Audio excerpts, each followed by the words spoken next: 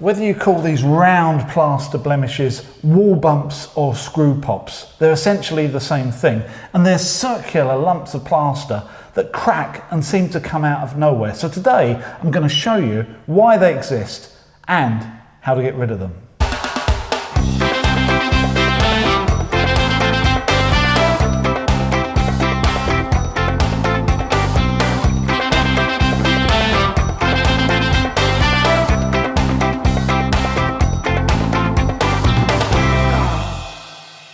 This is a very common problem in plasterboard or drywall these days, especially in new build properties, and they're called nail pops or screw pops. And generally we don't use nails anymore, so I like to call them screw pops. And they're essentially where the plasterboard hasn't been fixed properly to the stud underneath. So as the screw is fixed, you tend to get a break between the screw that can't move and the plasterboard that can, and that presents itself as a round piece of plaster, probably the size of a fingernail. It may look like the screw has pushed out of the plasterboard, but actually it's the complete opposite. The screw is the one thing that stayed exactly where the installer last left it. It's actually the plasterboard moving closer to the stud, and that makes it look like the screw is pushing out. I've got another one here that when I measure between the two, spookily enough, I have exactly 2 foot or 600, which is generally the spacing between the joists that run across the ceiling to this kitchen as well. So I've got another one here, exactly the same as happened, that I really need to fix. So to show you why this happens, I've done a little bit of a mock-up. So if you go and see me in the garage, I'll explain it to you. So this is my very simple mock-up, and essentially it's a piece of plasterboard or drywall screwed onto my version of a stud or a joist with 5 screws, and then I've just patched the screws afterwards. The only difference is that in between the stud and the plasterboard I put a 2mm packer along each screw position except for the middle one. So these outside ones are tight up against the timber because they've got a packer in. This middle one has got a 2mm void between the back of the plasterboard and the timber. Now when a house is new, for the first 2, 3, 4 years after it's complete, everything tends to dry out. The moisture content of all the timber gradually gets lower, it dries out. Sometimes you can end up with a bit of twisting. All the plaster that's just gone into your brand new house gradually dries out. And this is where we get these screw pops from, where everything is in tension and drying out and twisting slightly. Unless it's all really tightly connected together, you may well get some movement. So let's have a look at this to see if we can replicate what we see on the indoors. I know that these fixings are a little bit closer than they are in real life, but let's see if we can replicate what we've got. So I'm just going to push down on this, and hopefully I'll get a little bit of a deflection between this board and the timber below. And let's see what happens. Well, there you go. Can you see that? A classic screw pop. So now we know what causes it, we need to fix the problem. And a common mistake is for people just to scrape off this top layer of plaster that's come free, put a bit of filler in it, and then paint over it. And it will solve the problem for a short period of time. But at some point, with the house warming up and cooling down and the timbers drying out, there's going to be more movement between the drywall, the plasterboard, and the stud or the joist underneath. So that crack will reappear at some point, and you'll find yourself every year or two just doing the same problem. So we need to solve the problem for good, and it's not that difficult. So I think the first thing we need to do is just scrape away the plaster here so we can see the screw.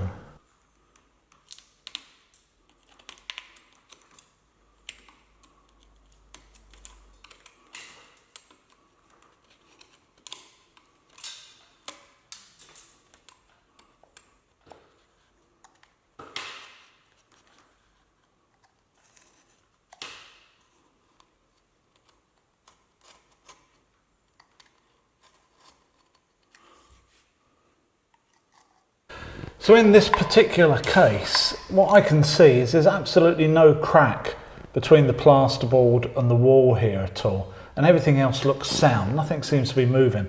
So all that's happened is this screw has pushed out the plaster in this area. So there's two things I could do. I could take the screw out and just fill the hole, or push the screw in. I think in this case, what I'm going to do is going to make sure, oh yeah, see that's gone really suddenly very tight.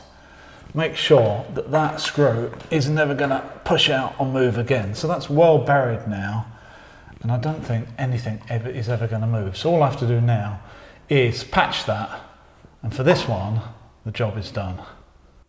I find the adjacent screw pop is exactly the same sort of detail and under quite a thick layer of plaster.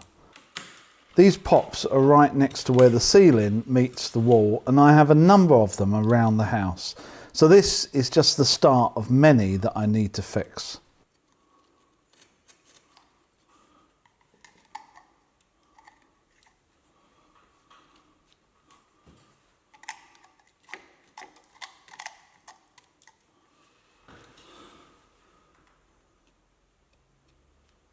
When I finally get through to the screw, it's clear that it's not really tight, and just another half a turn is enough to secure it well.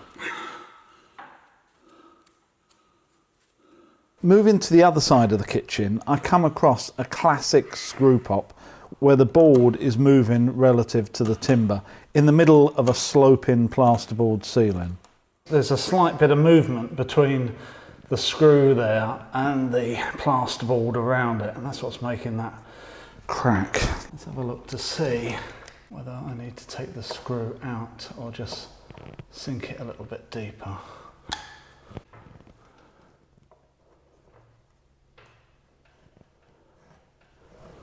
Oh, that wasn't very tight in there at all, actually. So we obviously have a joist that this was screwed into going up the sloping conservatory roof. So what I'm going to be doing is about 1 inch away from this one, sinking another drywall screw to make sure that we've got that proper connection between the plasterboard and the joist, and then filling both holes.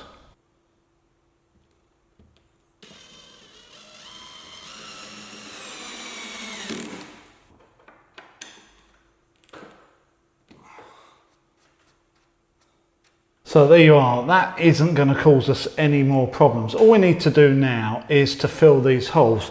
And all I'm using is just a normal ready mixed filler.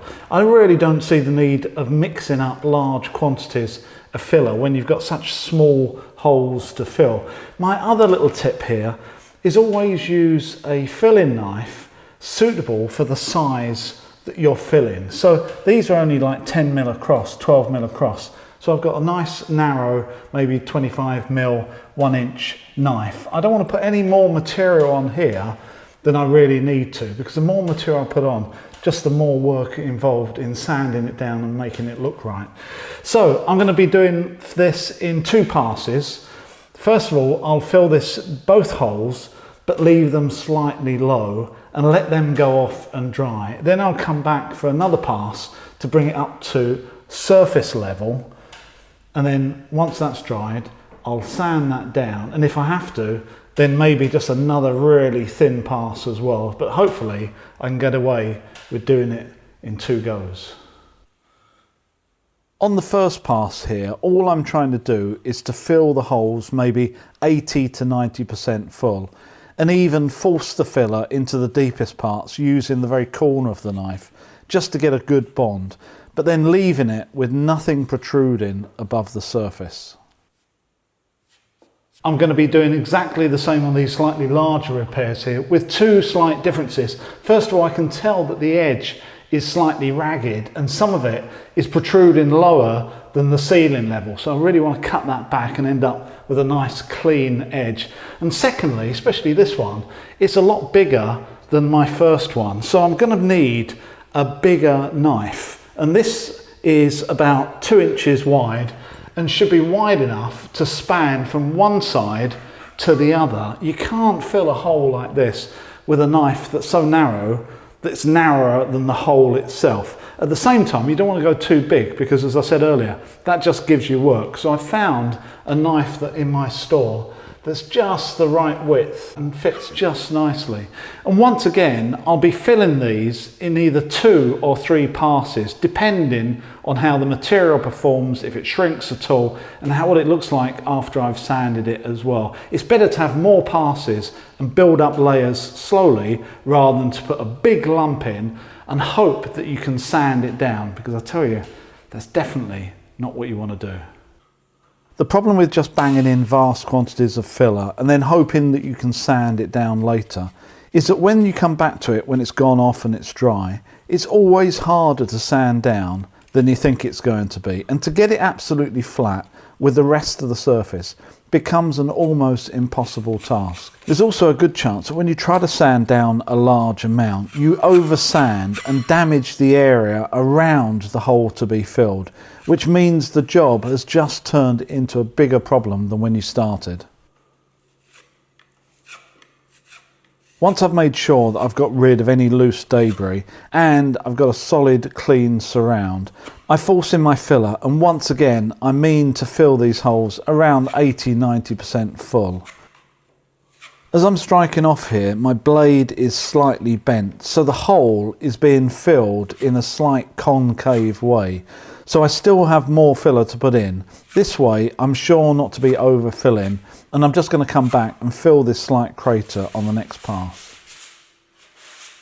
As it's reasonably warm at the moment, after a couple of hours the filler has gone off it enough to be able to sand down, and really I'm just sanding down any debris around the edge of the hole here before giving it another topping up.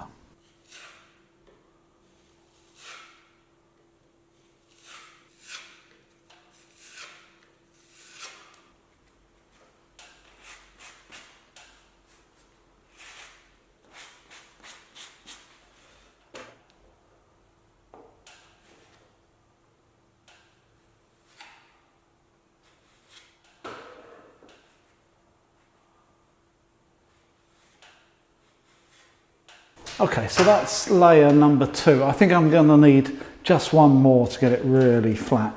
And a little tip, that when you're filling holes like this, your filler knife needs to be really clean and have a nice edge on it as well. If you've used it in the past and you haven't cleaned it properly and you've got debris that's gone all hard and crusty, a little tip is just get some wire wool or even your sanding pad and just give it a quick 2-minute rub down, and you'll find that all of that old stuff comes off, and before you know it, you've got a filling knife that's as good as new.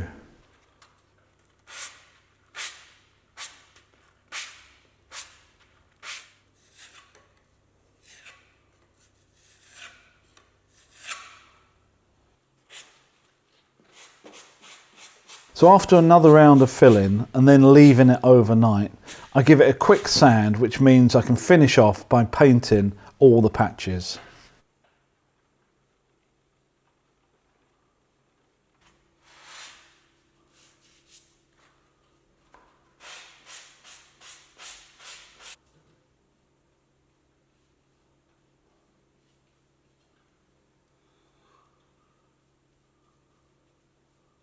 That's the patch complete, and once the paint dries that will be completely invisible. Obviously, rather than using a paintbrush, if you want to match the texture of the rest of the wall, then you could always use a mini roller. But to be honest with you, if you've got white walls like I have and the patch is at ceiling height and well away from the eye, it's almost impossible ever to see it again. And white walls tend to hide a multitude of sins, so really you can get away with using a small paintbrush or even a children's paintbrush, to be honest with you. So I hope you've enjoyed this video. If you have, please check out the other ones on the channel and please subscribe, and go and have a look at our Patreon page where you can support the channel and see extra videos and extra content as well. So until next time, I'll see you then.